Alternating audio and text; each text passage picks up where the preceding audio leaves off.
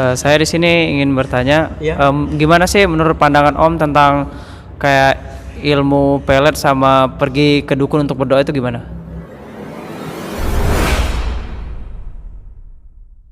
Assalamualaikum warahmatullahi wabarakatuh, teman-teman Sapas dimanapun kalian berada. Jumpa lagi dengan Sapas.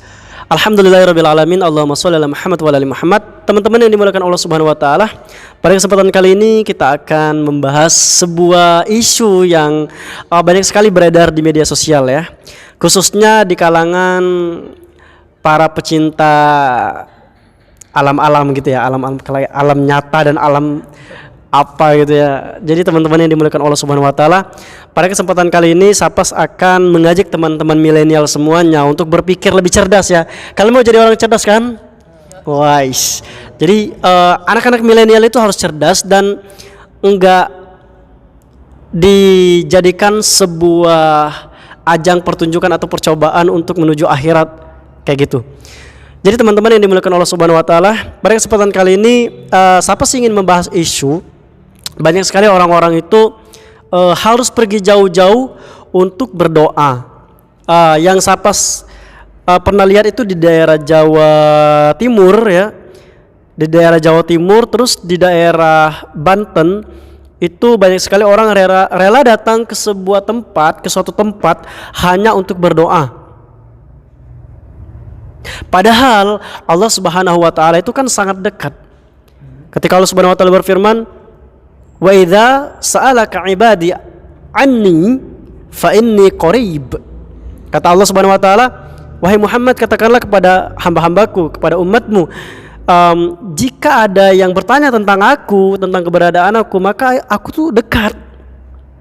Fa inni qarib, ujibu da'watad da'i idza da'an." Kata Allah Subhanahu wa taala, aku mengabulkan dan pasti mengabulkan orang yang berdoa kepadaku. Jadi siapa saja yang ingin berdoa kepada Allah Subhanahu wa taala bisa langsung, tanpa harus repot-repot datang ke sebuah tempat untuk menjadi perantara dalam berdoa. Nah, teman-teman yang dimuliakan Allah Subhanahu wa taala, nanti akan saya tanya anak-anak milenial di belakang ya. Jadi gini teman-teman, kita itu beragama itu jangan sampai susah. Agama itu kan memudahkan kita. Kayak gini, agama itu kalau kita analogikan seperti peta ya. Kita ingin menuju suatu tempat, kalau ada peta atau GPS, apa yang akan terjadi? Mudah kita kan. Nah, tapi manakala kita salah pilih aplikasi, kita akan kesasar. Pernah nggak sih kalian kalau seumpamanya kita mau pergi kemana gitu, ngidupin GPS, hidupkan GPS-nya, tiba-tiba disasarkan kayak gitu ya, ke jalan yang tidak benar. Nah, makanya kita harus pandai-pandai memilih GPS atau pandai-pandai memilih aplikasi yang untuk mengantarkan kita tadi. Nah, Islam adalah agama yang rahmatan lil alamin, yang akan mengantarkan kita ke surga. Nah, jadi agama Islam itu sudah sempurna, tidak memberatkan kita dan tidak membuat kita galau apalagi malas untuk beribadah gitu.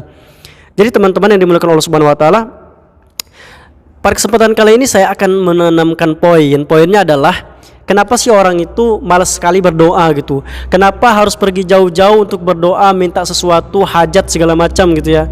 Kenapa enggak datang ke masjid, sholat gitu ya, sholat, makmurkan masjid segala macam gitu ya?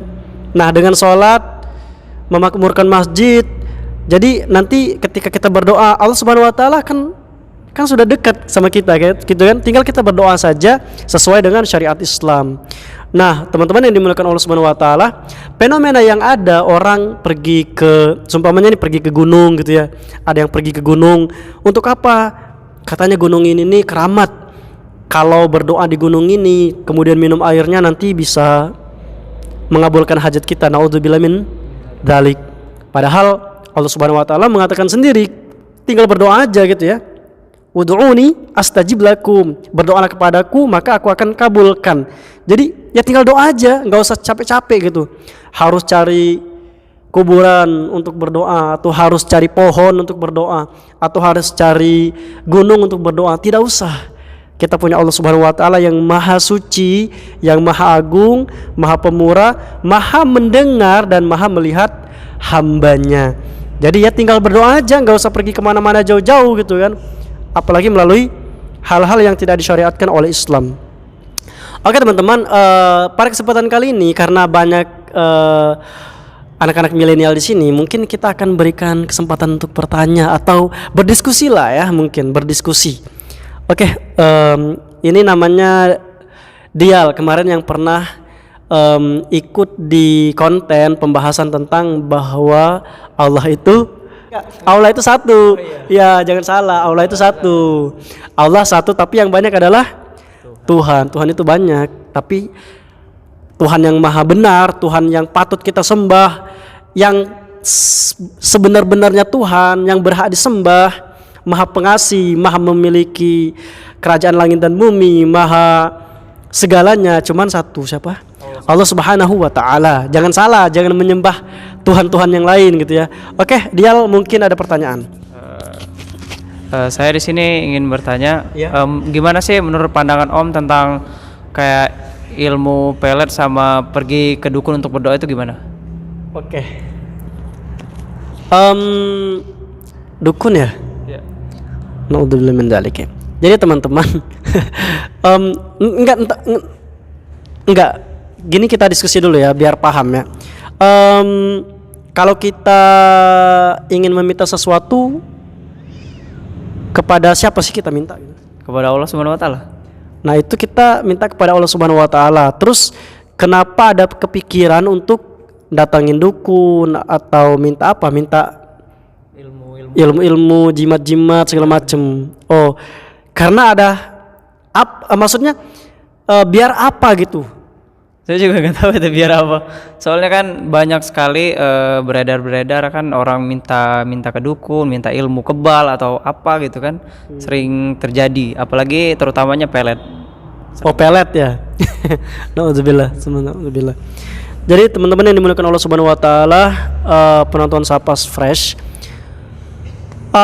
bercerita tentang dukun ya. Banyak sekali mungkin teman-teman sudah mendengarkan hadis-hadisnya. Barang siapa yang mendatangi dukun maka sholatnya tidak akan diterima 40 hari. Maksudnya dia sholat kewajibannya gugur, tapi dia sia-sia, nggak ada pahala dari sholatnya itu. Nah, itu ketika datang ke dukun itu datang aja. Belum lagi kalau keyakinan yang berlebihan sampai menuhankan gitu, nauzubillah min dzalik. Nah, bahkan kan kalau di antara dukun itu kan sering ngasih apa itu, kayak ada kalung-kalung atau Jimat-jimat lah. ya jimat-jimat gitu ya, tulisan-tulisan Arab-Arab kuno, ya, Arab-Arab gundul yang sebenarnya sih itu adalah rumus sebenarnya. Kayak gini, jimat itu adalah, kalau kalian tahu teman-teman yang dimuliakan Allah Subhanahu wa Ta'ala, jimat itu adalah sebuah rumus untuk membuat sesuatu. Contoh kayak gini, kalau kita ada gandum, ada air, ada garam, ada minyak, akan jadi apa itu semuanya? Jadi makanan. Hah? Akan jadi? Gandum, garam. Ada gandum atau tepung, ada garam, ada minyak, ada telur, ada air. Akan jadi apa itu? Akan jadi roti. Kan bisa bikin roti dari gandum, telur, minyak. Oke, ya seperti itulah. Kira-kira analoginya seperti itulah. Ketika huruf ini dicampur kalimat ini, dicampur kalimat ini, dicampur kalimat ini, mengundang setan, dan setan akan membantu apa yang menjadi hajat dari orang ini. Kayak gitu. Jimat-jimat itu. Tapi teman-teman yang dimuliakan Allah Subhanahu wa Ta'ala, harus diingat Rasul sallallahu alaihi wasallam itu pernah bersabda ya tentang jimat ini ya. Untuk orang-orang yang pakai jimat ya, man 'allaqa tamimatan faqad asyrak. Kata Rasul sallallahu alaihi wasallam, siapapun orang yang menggantungkan jimat-jimat ya, maka berarti dia telah menduakan Allah. Dalam arti, untuk apa coba dia meyakini kalung ini bisa membantunya kalau dia percaya kepada Allah Subhanahu wa Ta'ala? Coba kalau seumpamanya kita dengan tangan kosong, dengan enggak ada apa-apa di badan, tapi kita yakin Allah Subhanahu wa Ta'ala akan menolong kita, mending mana? Ketimbang kita mengalungkan jimat dengan niat agar dibantu gitu. Lebih mulia mana? Kita tangan kosong tapi Allah Subhanahu wa Ta'ala ridho ke kita, dengan kita mengalungkan jimat-jimat tapi Allah tidak ridho dengan kita. Pilih mana? Lebih pilih tangan kosong. Tangan kosong dong, karena ya kalau dipikirkan secara logis, Orang yang tangan kosong berserah diri kepada Allah Subhanahu wa taala, kekuatan Allah atau kekuatan kalung yang dihuni oleh jin itu, kekuatan Allah atau kalung yang dihuni oleh jin itu yang kuat? Kekuatan Allah lah. Pasti kekuatan Allah Subhanahu wa taala. Jadi kalau kita ingin mendapatkan pertolongan dari Allah Subhanahu wa taala, hendaklah kita mensucikan diri. Jangan ada jimat-jimat segala macam. Apalagi kalau kita menggalungkan jimat dan jimat itu benar-benar kita bawa sampai kita mati gitu ya. Kata Rasul sallallahu alaihi wasallam, in kunta mutta wa hiya 'alaika lan aflahta abadan, atau lan tufliha abadan. Jadi kalau kita mati dalam keadaan jimat tadi masih tergantung, maka kita tidak akan beruntung. Artinya rugi. Jadi jangan dianggap sepele, ini sebenarnya masalah besar sekali ya. Apalagi yang minta mantra-mantra untuk pelet segala macam. Kita tuh harus percaya diri lah ya, apalagi generasi milenial. Kita tuh terlahir semua ganteng-ganteng gitu kan. Tinggal kita mau kayak saya pengen suka sama perempuan seperti ini, tinggal kita perbaiki diri. Nanti Allah Subhanahu wa taala ketika ridhonya sudah tertancap, sudah waktunya tidak akan ada yang bisa mengundur dan memajukan gitu ya, Allah Subhanahu wa taala. Jadi teman-teman seperti itu aja, sangat simpel sekali beragama gitu ya. Jangan sampai gitu. Jangan sampai, tadi kan isunya aja, tapi kamu nggak pakai jimat-jimat kan? Enggak. Jadi teman-teman milenial, semoga kedepannya kita itu menjadi generasi yang cerdas ya.